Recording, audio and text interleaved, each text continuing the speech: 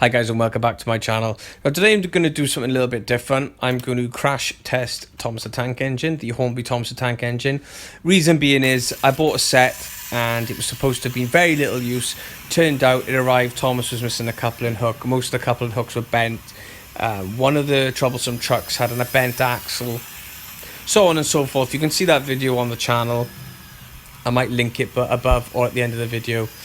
He works fine. But what I'm thinking is the damage or the problems that I had were obviously more than just a kid playing with it. It said it was hardly used. Obviously it was a bit more than that. So he does run, he runs fine. So what we're going to do is a few little accidents, a few little things that maybe your child would do. So we're going to start with setting the points wrong. So we're going to do full speed into a siding and into the buffers. Now he slightly derails before he hits the buffers, but it splits the track, which takes away some of obviously the momentum that he's got. It splits the track, he derails, nothing much happens, no extra damage, not even an extra paint chip. So we're going to do it again, same result. As I say, not even an extra paint chip, considering how many chips of paint he had missing off the front of him. Then we're going to do Thomas versus Annie and Clarabelle. First without buffers, next with buffers at full speed.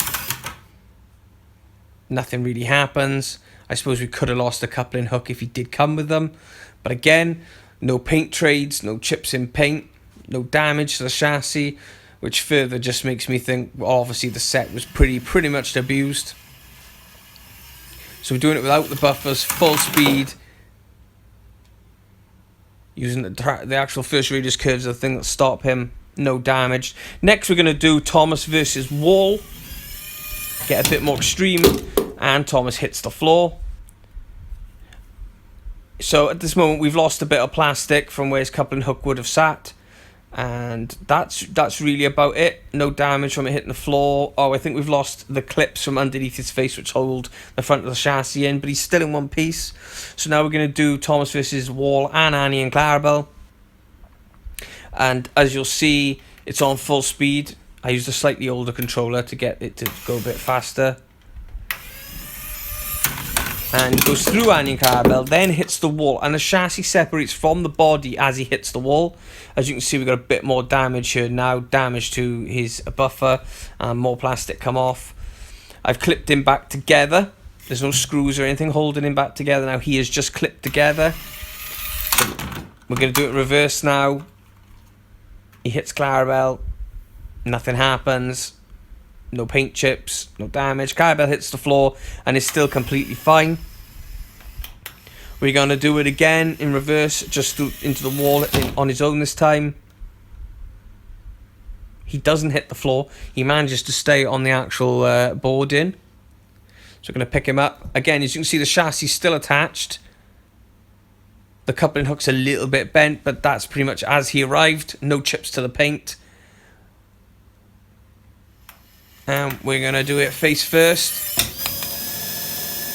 Again, the chassis does not separate from the body, so he's taking quite a lot of punishment. I think now he's hit the floor, but I think that initial sort of problem... Oh, there we are, I've lost the coupling hook, which can be easily clipped back on if you really want to. As you can see, the body is now not sitting straight on the chassis, but it's still clipped together. I'm not holding it there, but it's really not straight.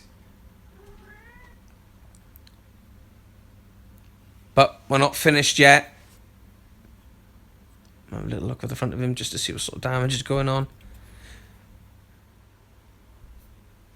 You know, so for all the things I've just put it through, yes, I could have gone a bit more extreme. I probably could have hit it with a hammer or thrown it down the stairs or launched it out the window. But I don't think that's your average kid is going to do that, and you're going to sell it on eBay as barely used.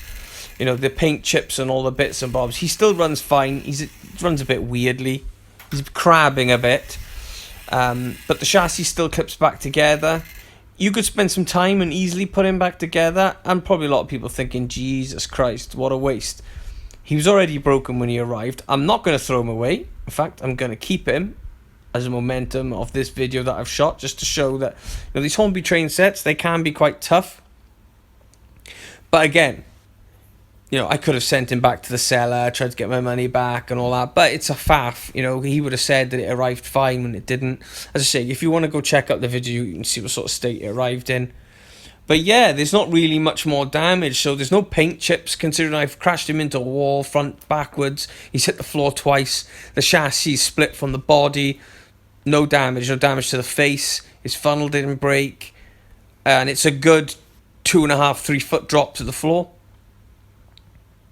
So yeah, he's pretty tough. I was surprised. I thought he would have broken into quite a few pieces by now. So there we are. That's the video for now. I'm really working hard on the layout at the moment. I should have some extra stuff coming up in the next weeks. I've been away with racing and I had to get my car ready and stuff like that. So that's why I haven't had much chance to do anything with it. So if you want to send your get well soon wishes to Thomas, do it in the comments below. I'm not sure if the rest of the range is quite as tough. I assume not. I'm not going to test it, and I'm not purposely going to buy models that aren't up to scratch just to do it. I think that's a waste, but I thought, well, it's better than him being broken up for parts or going in the bin. That's just wasteful.